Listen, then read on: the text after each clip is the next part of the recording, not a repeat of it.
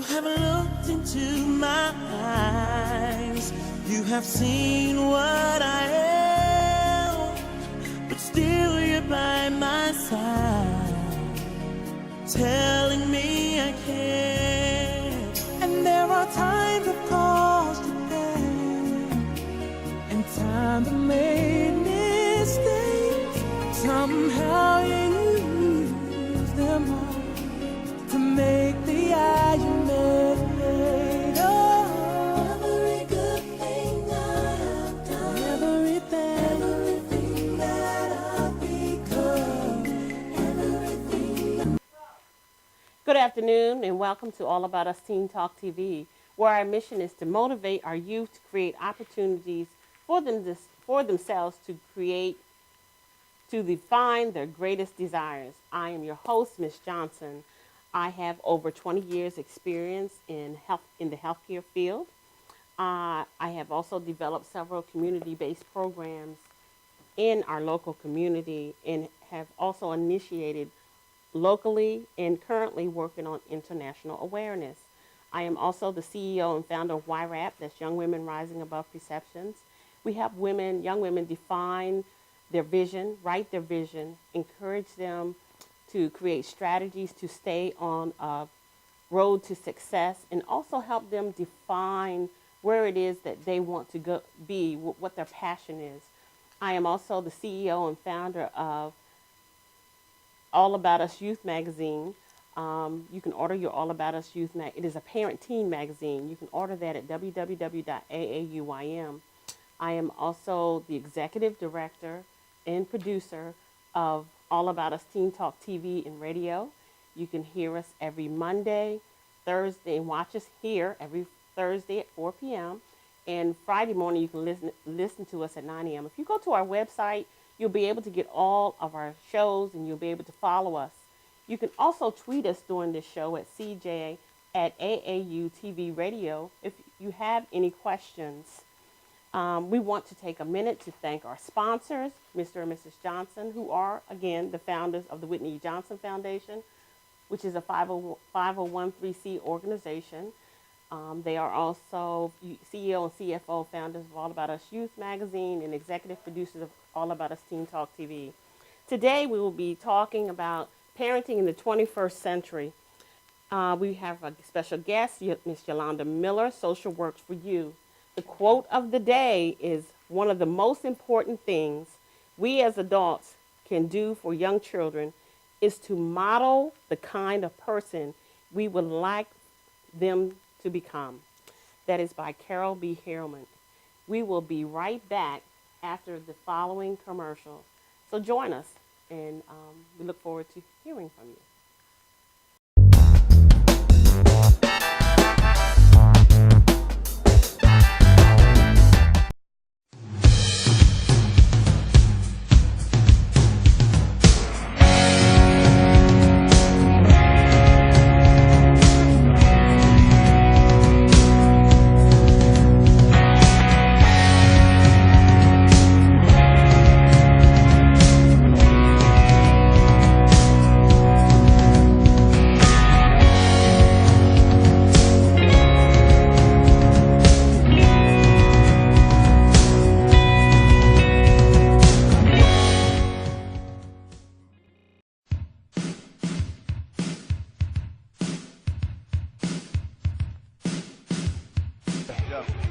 Yo, what's up, y'all? This is me, DMC, in the place to be, the greatest MC in history. There will never be an MC greater than me. And right about now, the only place for you to be is with your one and only MadHouseTV.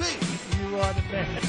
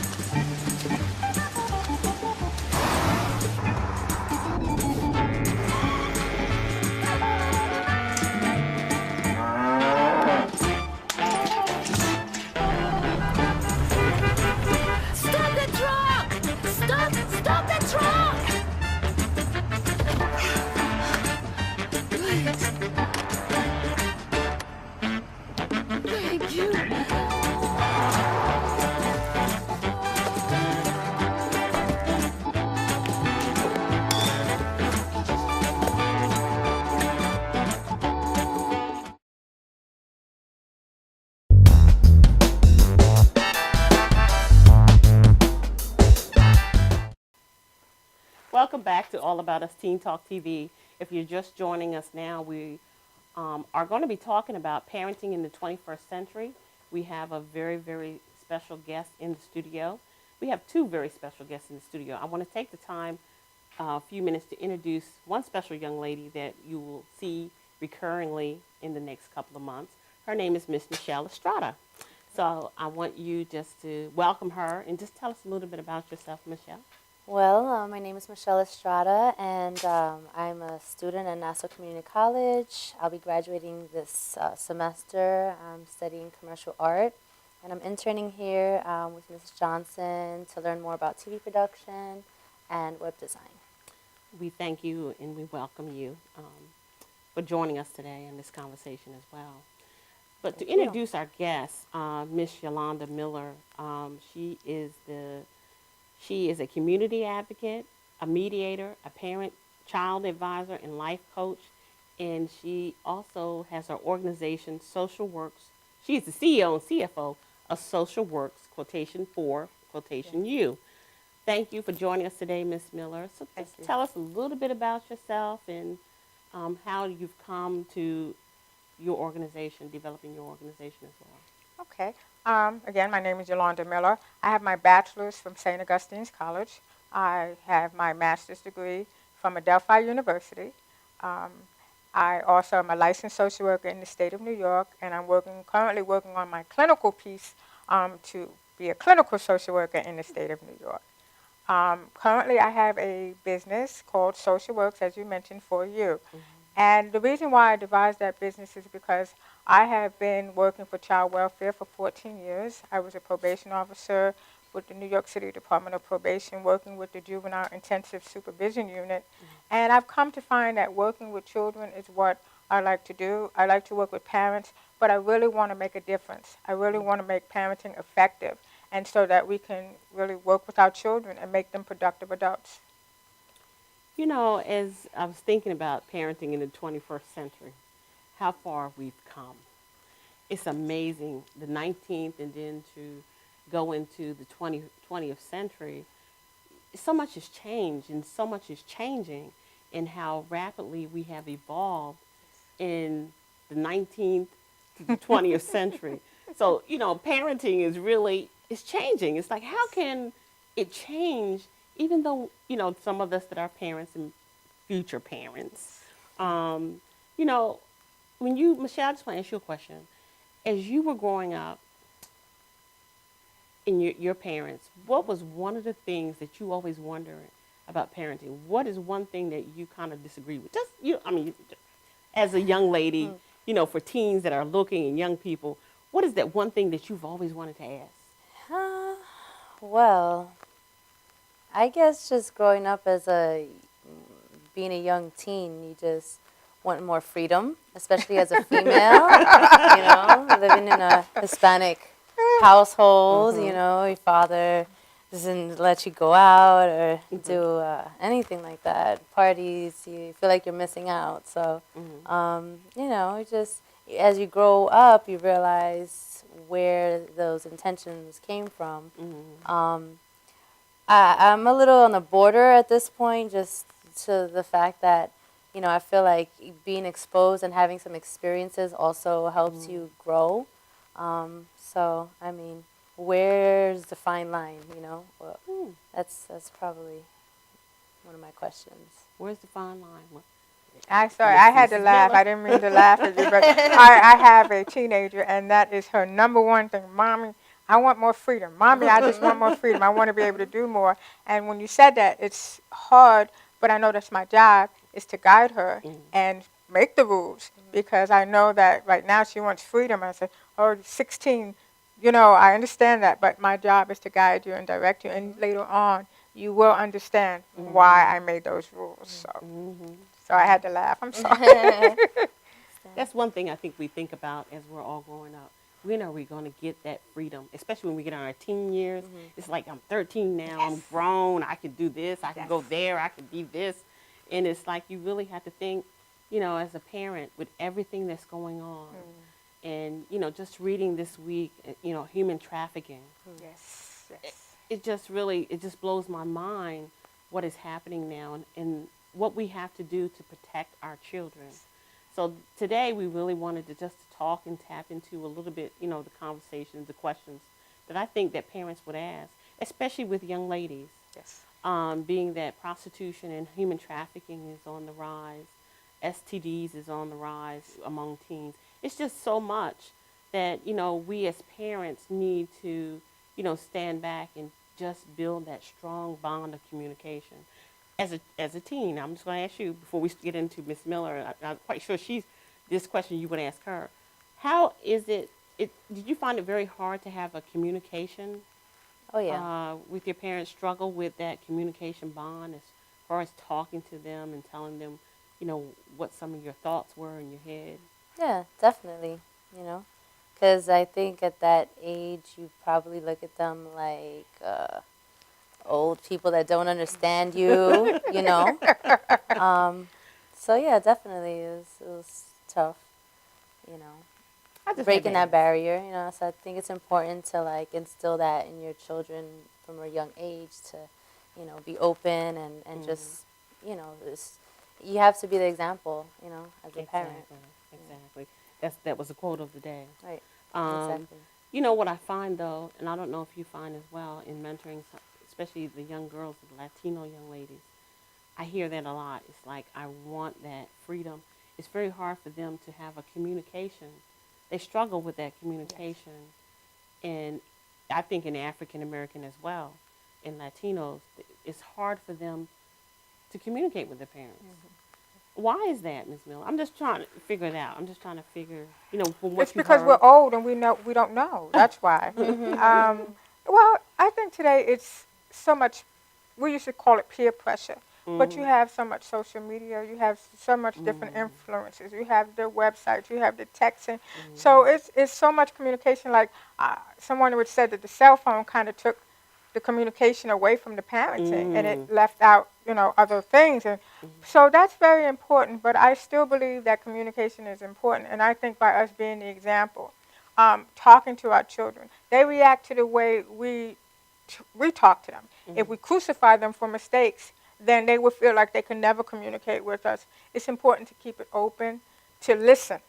Listening is the hardest part. Listening to your children, observing them, knowing what they're doing. It's very important because it all comes together and it ties. And if they're comfortable, then they'll communicate. If they feel like you're just rigid, mom is just rigid, she doesn't understand me, then they won't. And they'll use those outside influences. So we have to be open with our children. We definitely have to be open, especially at this day and age. I feel that communication bond, you really have to keep it open. Now that you're a little bit older, you're finding it a little easier to speak to them your opinion. You can be more opinionated, Definitely. so to speak. Yeah, definitely. I'm not trying to start trouble, Mom. I'm just Right. but today we really want to target, some questions that parents might have. And I just want, Ms. Miller, for you, if you can, to define what parenting is and how has that definition changed here in the 21st century.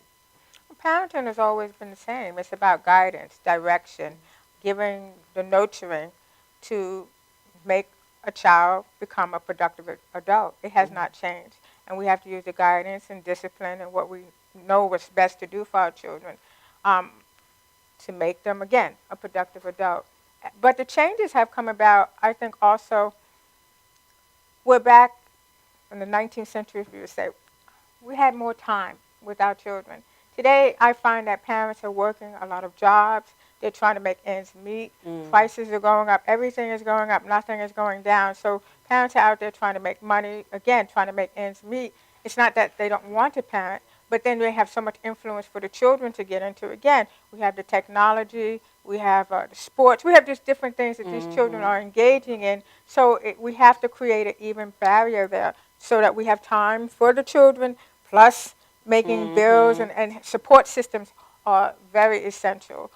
Grandparents and neighbors and just a support system is what is very important. A lot of times today, people get offended if you speak to their children out of turn or if you say something to their children. We need to get back to the natural because it takes a village to raise a child. Exactly, exactly. There's so much going on. Even I've noticed that even in the schools, Yes. you know, the parents, you can't even go to speak to the teachers because you got some parents that are, you know, just willing, just ready to jump down the Yes, teacher's yes, throat. yes, yes. And then you have the child who's standing there looking and replicating. So how are we going to train a child if we're not controlling the parent? So now, you know, that goes back to parenting though, because now we have babies having babies having babies. Yes. So it comes to be a different story when you have young people who are having babies and there's no one modeling for them. Yes. And, you know, that's a struggle. Not saying that there are not parents out there who aren't modeling, but they're looking at their peers. And it's just so amazing. It's just mind-boggling. And what is teenage happening. parenting is very difficult because when you haven't, how do you learn how to parent when you haven't parented, when you're so young? So it's a very vicious cycle in a way, a cycle that we need to provide education, abstinence, and different options for children, for teenagers, to know that there are options out there. Because if you don't learn, and one of those shows, I think we talked about, Miss Johnson, 16 and Pregnant, Oh, yes. where they glamorize. You know, that's another entity. We have them glamorizing 16 and Pregnant. And now let's be real. That's not the norm, That's not okay? the norm. Trying to go to school, trying to raise a baby, trying to keep a boyfriend. I mean, in our 30s and 40s, it's hard to maintain a relationship. At 16, you know? So we really have to get back to the roots because that's very difficult when it's glamorized. That is true. You know, I just, on our radio show Monday night, we talked about purity reigns, talked about how important it is to understand your body and understand who you are before you love someone else. And the one thing when I was doing the study, it was alarming to me, is that when you go to CDC.com and Human Health and Services, I was looking up statistics, and they did a survey. And in this survey, they were talking to young African American girls and Latinos. It was just a particular group that I was focused in on because of the conversation that we were having. And one thing that they said in the survey was that their parents never talked to them that had that conversation about sex. They never talked to them about saying no, even though common sense, you know, at that age is no, you know, Yes. you're not supposed to go there. And they never talked to them about conceptives, doing, you know, practice of not getting pregnant. And it's just alarming how many girls responded, you know, honestly to that. But also what was alarming to me was that they had 15, but now they've lowered the age to 9. You have 9-year-olds who are growing at such, you know, growing into maturity at such a young age that they're having babies, either through molestation, incest, or rape, but they're having that contact. And that is alarming to me. And it's very sad because they're getting younger. So it's just reminding me of 16 and glamorizing pregnancy. Yeah, and even on TV, I'll be honest with you, and I'm sorry, I don't want to tell my age, I'm very sensitive about my age, but back in the day, we had shows, the Jeffersons and Tom and Jerry. I mean, if you look at these shows now, you watch regular TV, it's, what are they showing? So when you're 8, 9, look what they're giving in front of you. People engaging in sexual activity. So it's no wonder that the age is becoming younger because the influence is out there. Exactly. And then even cartoons. Yes. Cow and chicken. I'm like, cow and chicken. Have you seen that? I remember my daughter was watching Zoe 101 back, and I couldn't, no parental guidance. They were all just kids just doing whatever they felt like doing. I said, I told them, that's not real. That's not real. You know, you have to come back to reality. And so. But as we're talking about this, another reality was I saw on the news. I know our conversation is going. It's not going west, but it's going in a good direction. Yes. Now, one thing, the young man in Maryland, Upper Maryland, he was, I believe, 16, 17. He was playing the video games this weekend, and he had 3 of his friends with him. I don't know what game they were playing, but whatever game it was, he was really upset. He got mad. So he decided he was going to shoot them. He shot them. One he fatally shot, one he fatally wounded. Yes, I heard about that. Then he wounded himself. And you know, a lot of the things that I think about in parenting is a lot of parents are also missing the signs of the psychological mental illness that's going on. And I don't know if you can elaborate on that a little bit. Just the signs, what that parents are missing as far as mental illness, because that's one thing that just it had to be some kind of signs for his mother that she missed because she was working. She's constantly working, trying to provide for the Well, I household. mean, it starts at a very young age. I mean, focus. Focus is a big thing. When your child is not focusing, I mean, we all have children and they're all over the place. But when they can't sit still, when they can't focus on what you're saying, when they can't focus on a particular activity for a certain amount of time, that's a concern. Aggression, hitting back, different things of that nature. You have to look at the child and just not say that that's just normal childhood behavior. Sometimes with the schools, if your child is not talking, if your child is not engaging, children get frustrated. It could start at a very young age when children don't know how to communicate and they're throwing tantrums and they're frustrated. That turns into anger. And these are things that we really have to look at as parents. And don't shy away and don't say that I'm alone or my child is different.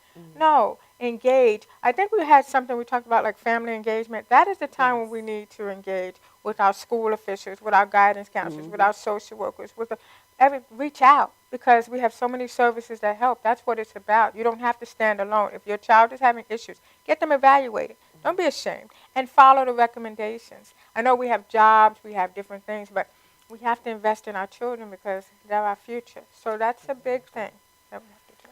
That was we introduced to the Whitney Johnson Foundation. It's called the PSC, parental engagement, social engagement, community engagement. Yes. They all go Together. in hand.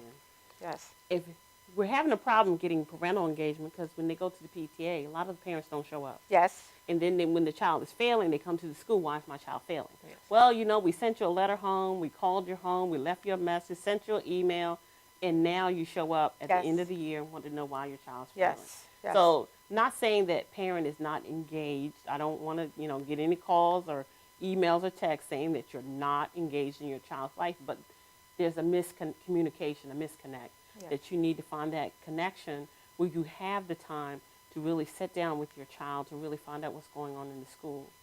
And another thing I said we wanted to attempt to address was the social engagement.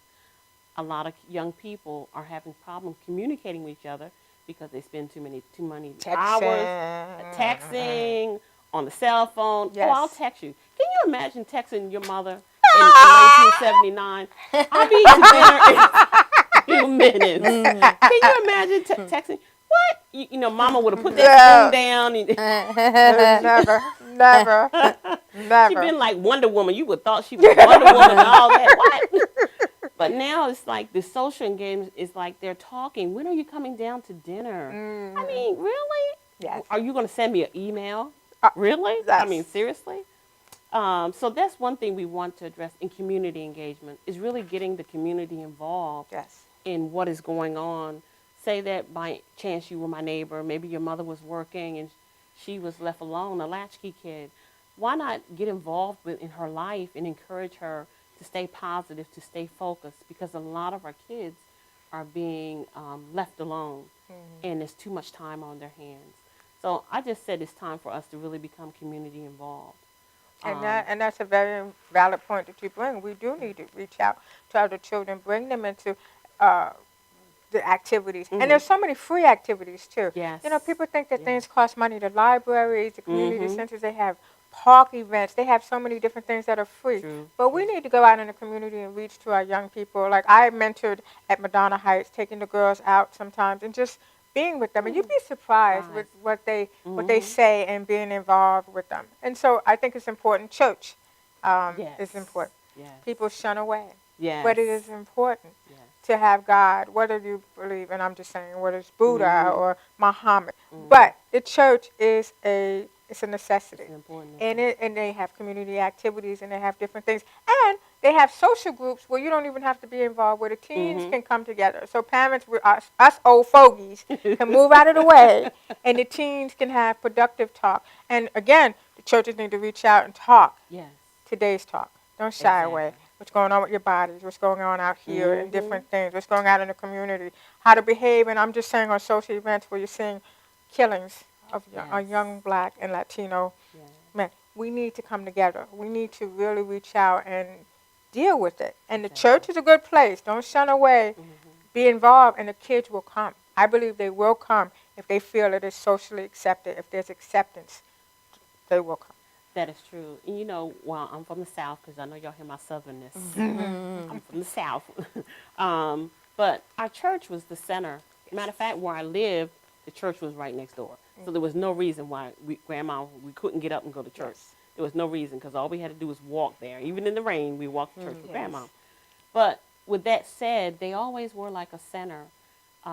Like when Fridays, when we got out of school, they always had something for us to do. Right. On Saturdays, in the summer, there was 4-H clubs. They always made sure that there was some kind of activity that we participated in. That's why when you said church, it was always involved. Even if you didn't come to church, the church has really reached out to the community. Yes.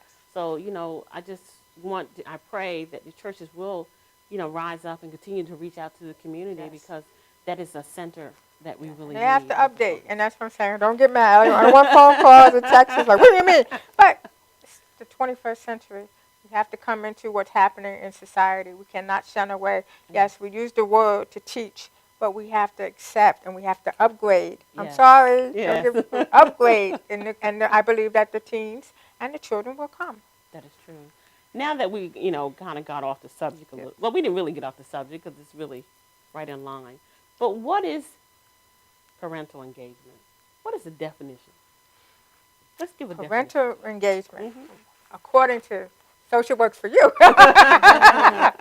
Again, it's engaging. It's engaging with all factors. For example, you gave an example of a teacher. The teacher's job, yes, is to teach, but we have to work together. Whether your child is having problems or just everyday activities, what's learned in the school has to be reinforced at home. So that's part of the engagement too, learning what's going on. The church, the activities, family engagement, and it's just engaging with every network that's out there. And part of the program that I do is community resources. There are so many resources that are available. Again, even going back to you saying help, there's networks and there's counseling agencies. There's different things out there that we must engage with in order to have parental engagement. And I think that would stop being ashamed, stop feeling alone, and reach out to your community and those others too. Let's not judge. Let's come together. Let us come together. That is so vitally important that we come together, but also listen to the youth. Yes. And I think, you know, just by having town hall meetings with the youth to hear, did you often wish that, you know, there would be a town hall meeting or something for parents to understand, look, this is what we want to do. This is what I like to do. Have you ever thought about that when you were younger?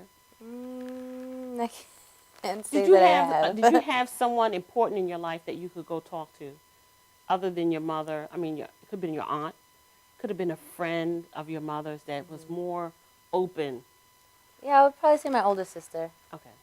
I was more comfortable with her. Okay. Well, at least you had somebody to talk with and engage with.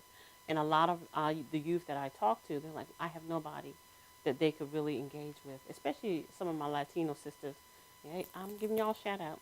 I love them. I mean, the young ladies that I mentor, and it's kind of hard because a lot of them have a hard road because they're from other countries and they're coming here and they really don't have family.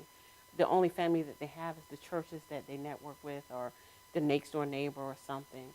But I want to encourage you in some way, even in your walks of life, to give back, to volunteer. We have to teach our youth to volunteer, to really engage in community-oriented service work. And I think that is so important. I don't know, do they require youth now to do that? I'm just curious, just having a conversation. As far as I know, you mean through school? Yeah, through school. No. Are there any parenting programs that require community service that you know of? No, but we're just reaching out. There's no parenting. Like, it's what you do. For instance, I teach praise dance to the kids at the church. And it's amazing because some of them can't afford, to be honest, the lessons and things, but they really enjoy dancing make me think I'm Debbie Allen or something back in the day. But just giving back and to see their faces when they're performing and doing it for God, but just performing in general. I just think it's wonderful. We have to reach out too to make sure that when you're fortunate, you give back. It's really important to give back. I want to ask it, but I know we talked about it. What in speaking with the parents that you engage in and interact with, what has been the most challenging thing for them to interact with their children with on their day-to-day activities? Okay. Well, first I'm going to go back to what I said before about working in child welfare. Okay. Because I engage with all parents of different ethnicities. And, you know, it's funny how I find the same thing over and over again about self-hate or the inability to really love oneself and to deal with the issues. It carries on. And I find that with so many parents. I was having a discussion today with a parent that you have to have self-care, and in that you have to train. It's a lot of cycles, but first you have to train yourself in the way that you think. A lot of parents think negative about themselves. They feel past mistakes or depression or different issues like that that they cannot deal with, or they feel that they cannot deal with. And it's so important, I tell them, that you have to deal with it, whether it's alcoholism, whether it's drugs, whether it's depression. You have got to get a grip. You've got to come to reality about what's going on in your own life. Stop self-hating. Train your mind to think positive, that I can overcome these circumstances. I have community interventions. I have people like social works for you and just different things. And even in the child welfare system, I know people shun away from child welfare, but you have your caseworkers. And the caseworkers are there to help. Trust me, we don't want to take children. We want to make families. That's the whole goal of child welfare, is keeping families together, putting those services in place. And even if you don't have a child welfare case, I just find that people have got to learn to deal with their past, accept it, deal with it, and it will help them, because once you love yourself, you can parent and you feel good about what you're doing. We are going to take a quick commercial break, and please join us back on the other side after this commercial. We're talking about parenting in the 21st century with Miss Yolanda Miller.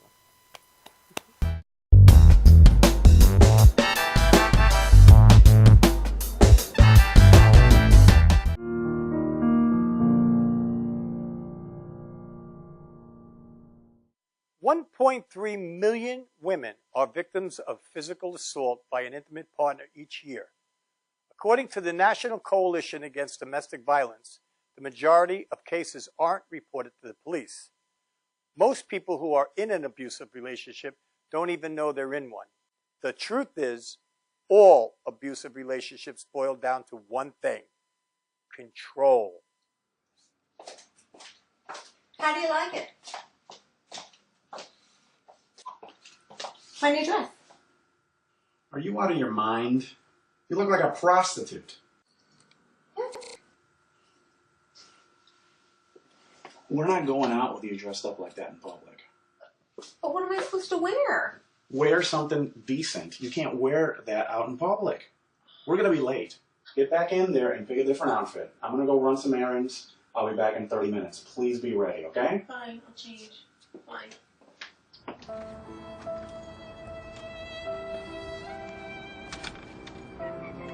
Abuse is not always physical, leaving wounds that are visible on the outside.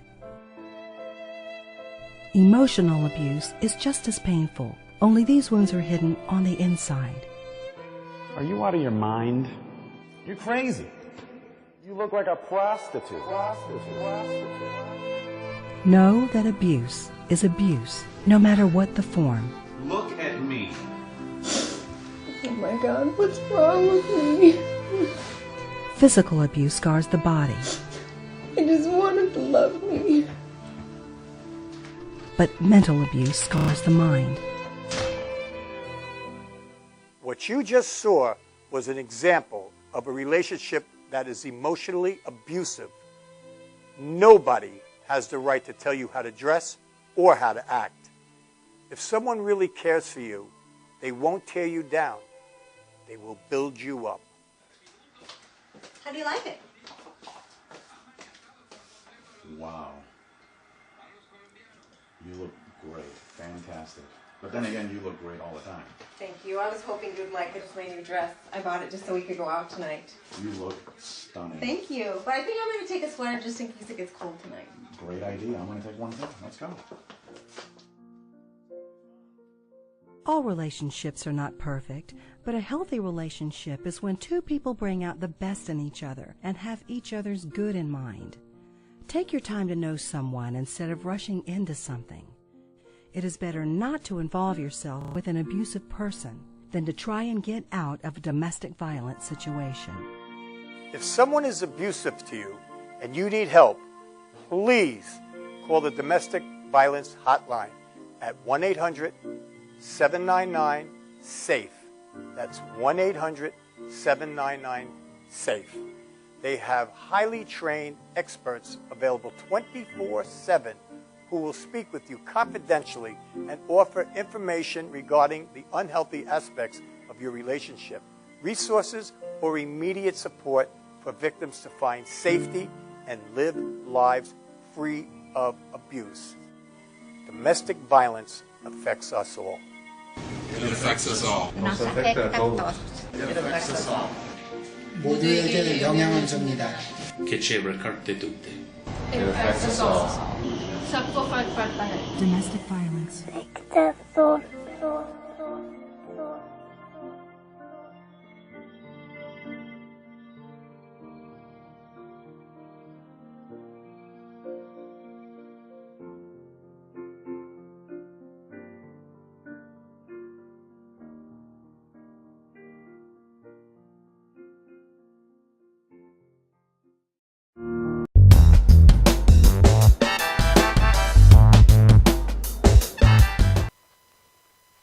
Welcome back to All About Us Teen Talk TV with our very special guest, Miss Yolanda Miller, Social Works for You, and Miss Michelle Estrada, our wonderful, wonderful young lady, college, and our intern. And we want to thank you for joining us.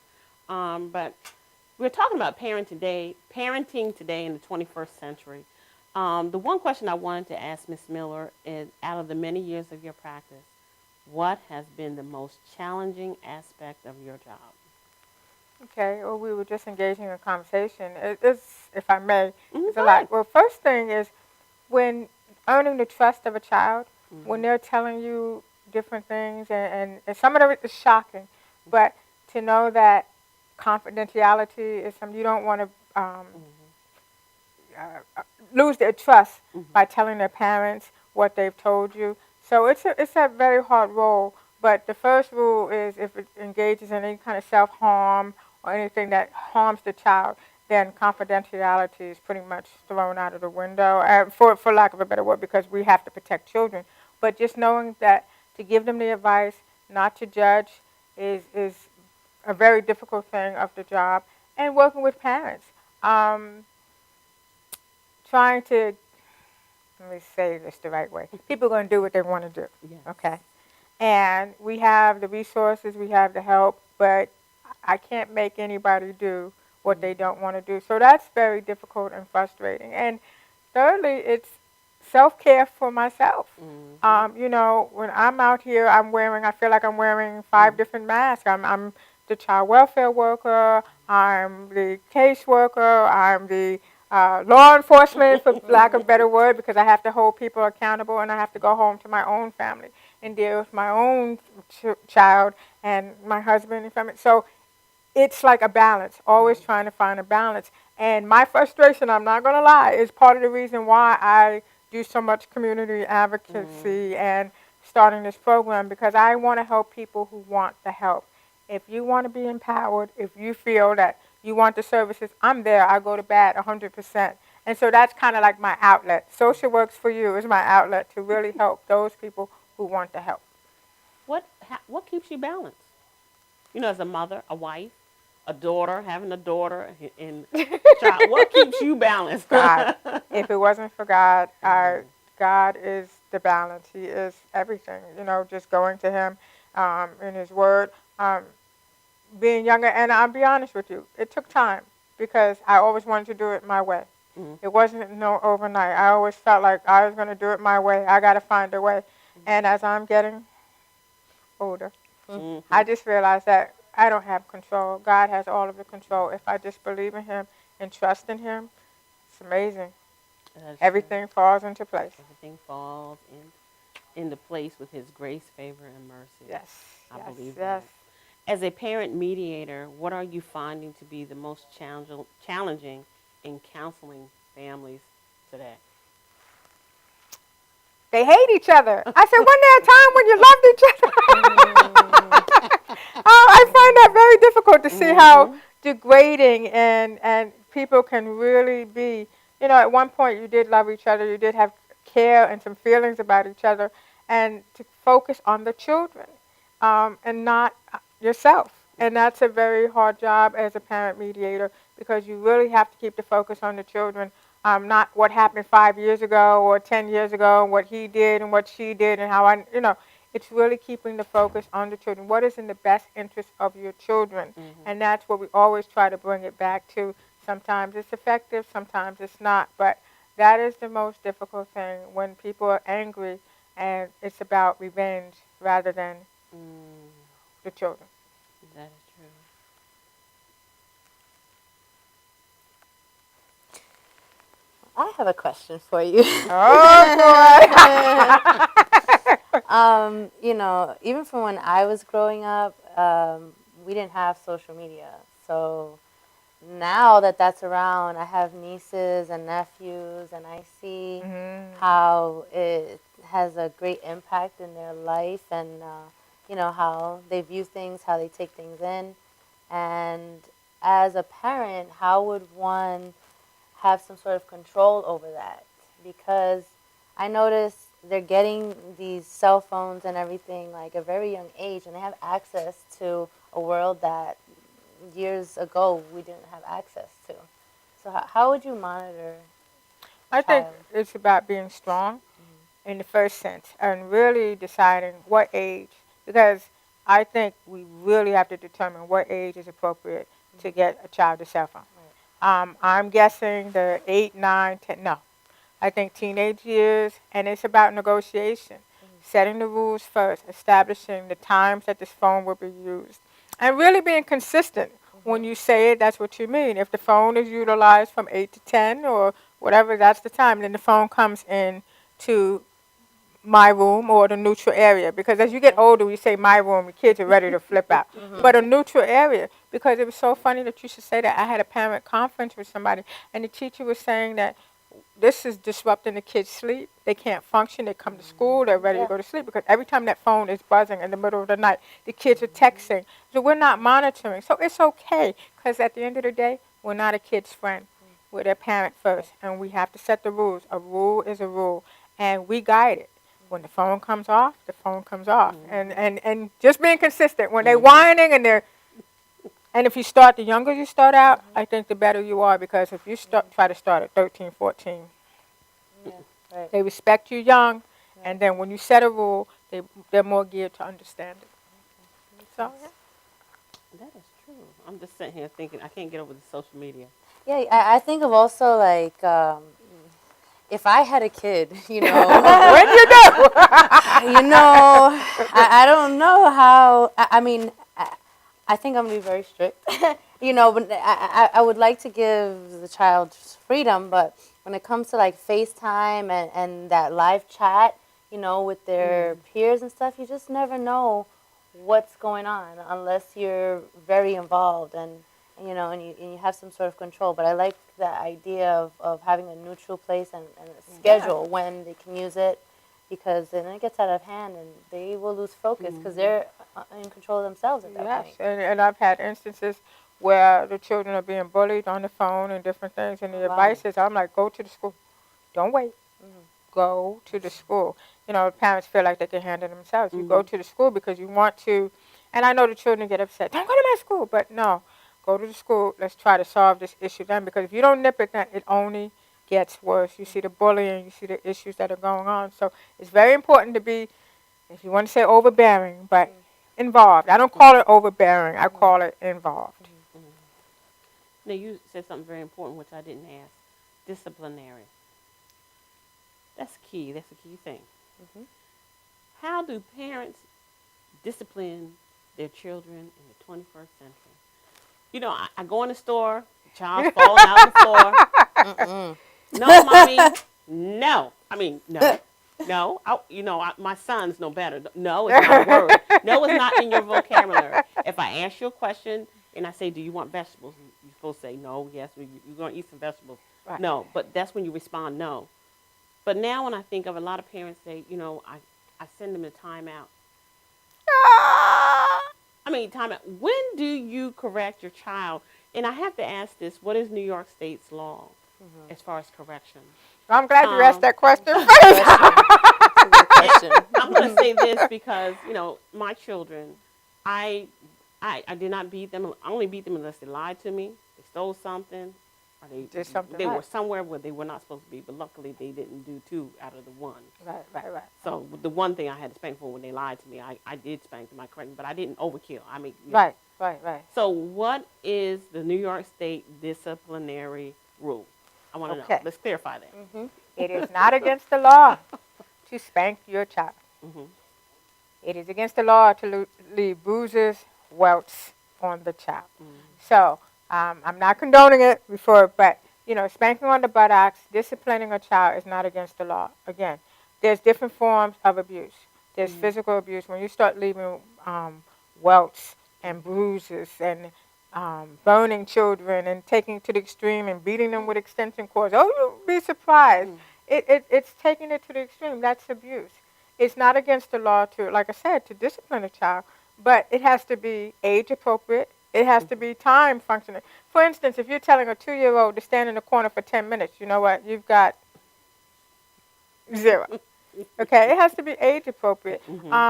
And at that time, a 2-year-old can understand when you're taking something away that they really want and for a certain amount of time, and just explaining and going over to them verbally what it is, the behavior that you're trying to get. And one thing that's really crucial that I find is that we can correct a child's behavior, but we also must recognize to reward and praise a child too. Sometimes we're just so busy and in our schedules and we're correcting everything that they're doing wrong, but we're not saying anything about what they're doing right. And I think children are geared to wanting to hear, like, okay, I did something right, not attention seeking by doing something wrong. But children are going to be children. But we have a whole segment in the parenting group, which people are welcome to take, and about why children misbehave and how to appropriately discipline children.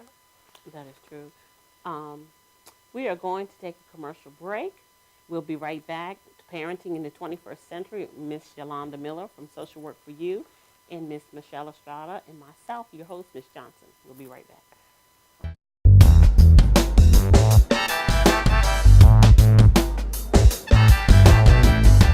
Old Spice body spray will make you feel so powerful to blow your mind right in front of your face. Goodbye. Oh no!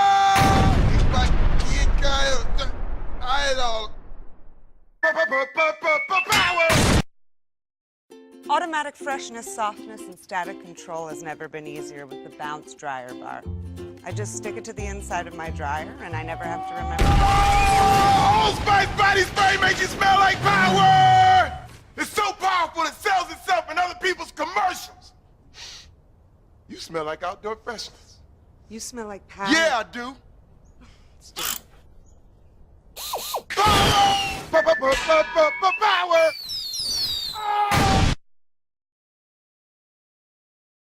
Try this routine to feel fresh and clean. Pair Charmin Fresh Mates with your Charmin. Oh, Spice body spray is too powerful to stay in its own commercial.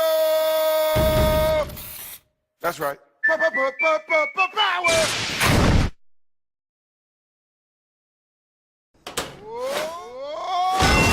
Old Spice body spray can change a regular smelling man into a man who smells like power!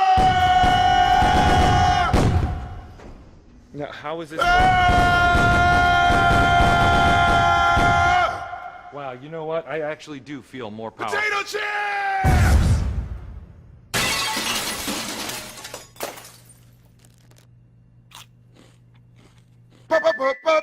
Power! It's me.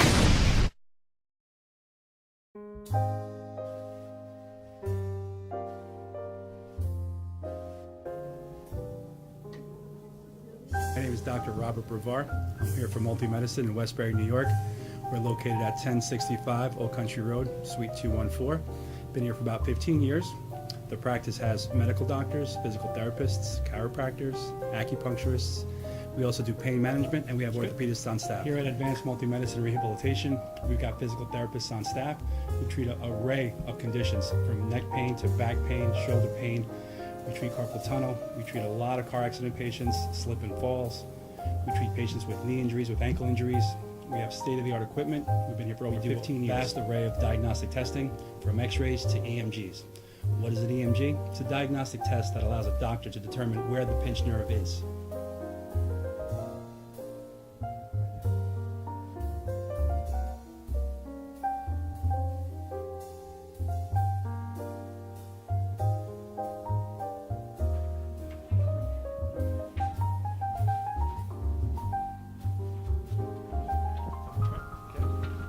Cora is a physical therapist at Advanced Multi-Medicine and Rehabilitation. She's working on Stephanie, who was involved recently in an automobile accident. Stephanie has tight thoracic and cervical musculature, and Cora is doing some myofascial release work and some therapeutic stretching, doing it to help her with her pain. Vicky is also a patient here at Advanced Multi-Medicine and Rehabilitation. Vicky is now working her leg muscles, specifically her quadricep muscles, trying to strengthen them after an injury she sustained.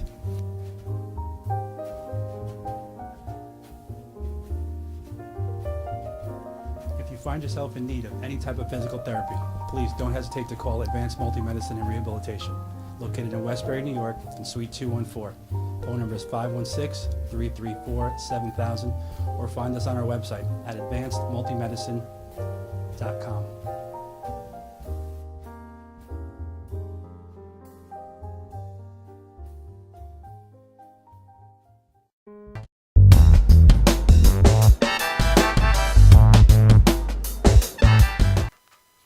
Welcome back to All About Us Teen Talk. We're talking about parenting in the 21st century. We have the very lovely ladies, Miss Yolanda Miller from Social Work for You, as well as a social worker for the state of New York, and Miss Michelle Estrada and myself. Michelle had a very important question that she wanted to ask Miss Miller, so we're going to turn it over to you. Yes. My question is regarding tensions amongst parents, in a household. That's going to happen in a relationship. There's going to be arguments, but how can you advise parents to keep that from their children, or can you explain the effects that it would have on a child growing up? Naturally, anything that you're giving out in the home, if you're arguing in front of a child, if there's abuse in front of the child, you can guarantee that child will become an aggressive, hostile, angry child. That's how we get bullies. Believe me, what's going on in the home a lot of times is facilitated when you see bullies in school and people doing that. I think to alleviate that, again, is communication, trying to deal with parents and talk to them about appropriate measures. When you're angry, somebody go for a walk. When you can come together, sometimes writing down what you're angry about and coming back later to discuss it, because when you're angry, it's never the time to talk, because I don't think anything good is going to come out of it. And those are just different techniques, but I do offer a co-parenting class, because if you're not on the same page, kids are smart. Mm-hmm. They know to play one against the other. They pick up everything that you do. And going back to what Ms. Johnson said, we are the model for our children. If we are angry, bitter, fighting people, guess what? We get angry, bitter, fighting children. It doesn't take a genius to figure that out. So, again, not being ashamed of what's going on in your home, reaching out, breaking generational curses, as I call them, because that's how grandma did it, that's how my mama did it, that's how, I've had family members, they used to talk about how they had guns, and they used to come in that Sunday dinner turned into gunfights. I was like, what? No wonder grandma, But stop, break those generational curses. Those are not the ways. Those are the old ways. But this is the 21st century, and we can coexist and we can co-parent. Everybody's human. Everybody gets angry. It's how we deal with it. So that's how I would say. Okay. Thank you. That's so true. When we look back at the years of reading books about educating our children, what would you say is the most effectual method to raise a child? That is a difficult question. Okay, let me be honest. It depends on the kind of child that you have. I think effectively is communication, listening. I think because communicating is talking, but sometimes it's just listening and observing. You have to know the kind of child that you have, and that will tell you which way you need to go. You need to monitor your children's social lives, who they're socializing with, even from a child, even your play date, who you're selecting to be around your children. It's important because you are the child's first teacher. You are the first influence. So I think, again, just knowing what kind of child you have really tells you what services or how you need to parent, because a child may be cooperative and you might have a hard-headed child. So it's based on how that child behaves and how you observe that child to be. That is so true. You know, we oftentimes we think as parents, what are the rules of parenting and how do we engage them in the 21st century? My number one rule, and I just shared it, we are not our children's friends. And that's a hard concept. But we're not. We're not there to be a dictator to bash their heads in, don't get me wrong, but we have to lay down the rules. Rules are rules, and they need to start from when a child comes into play, when a child is learning and teaching them. So that's really, I think the number one rule is we're not our children's friends, and it's okay to question a child. It's okay to observe a child. It's okay to question a child, but it's most important to listen before you react. Because sometimes, like I said, when we're frustrated, particularly when a child is doing something wrong, we tend to lash out. But we need to listen because maybe that child had a hard day, or maybe something's wrong, or maybe that child is ill, or we don't know, or just different things that's happening, especially in social media. Maybe that child is getting bullied. Maybe that child is having mental issues. And I don't want to go back to negative, but we have Columbine and these different things that this child may be reaching out for help. So we need to listen and seek the services. When you see the issues going on, seek the help. Do what you need to do because, you know, there's reasons why children act the way they act. You know, that is so true. And, you know, as we're thinking and we go back, you're just looking over the years where you came from, how you were raised, and looking at today. Yes. It is very frustrating. Yes. And no, I'm not perfect. Yes. I'm still perfecting myself at my age. Yes, yes, every day. I will be 50 this year. Amen. So I'm going to be celebrating 50 years old. But the thing is, our children are dying at such early ages. Yes.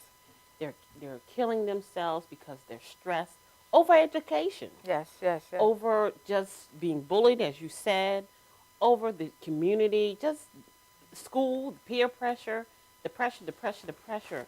And it is so sad that we are in the 21st century and we are facing all of this. And the question is, how can we resolve it? Even as parents, you know, as I was growing up, my grandmother would always watch us walk across the street to my girlfriend's house. Then she would call over there and ask, is Shavonna sure? And we used to be like, didn't you just see us walk in the house? I could never understand until I got older and I understood why she did it. Because she loved us. Yes. You know, so it's going to take a community to really come back to raise a child. And I just have to say I want to thank you, Ms. Miller, even though I know that you will be back again. Yes. And we will be having greater dialogues as far as parenting and other information you can bring to the table. But I do want to thank you for taking time out to come today. Thank you, I want to thank you, Ms. Michelle Estrada, for setting in with us and just sharing your thoughts. And we would like you to look into that camera and just give your information and how they can contact you. Okay. Again, my name is Yolanda Miller, and my agency is Social Works, the number 4 for you. I do have a blog at yhumphreye.wordpress.com, and you can also look up Social Works for You on Facebook, and my website will be coming soon. Thank you. We will also be partnering and doing a parenting program in February. You can look it up on our website, www.aaUYM.com. Next week, please join us because we have Dr. Betsy Hill. She is from BrainWire. She will be giving away one of her programs. It's worth $4,000 on how to Common Core, study for Common Core education. Join us next Thursday, and thank you for joining us. And we'll see you next Thursday. This is Miss Johnson. Have a good day. Thank you.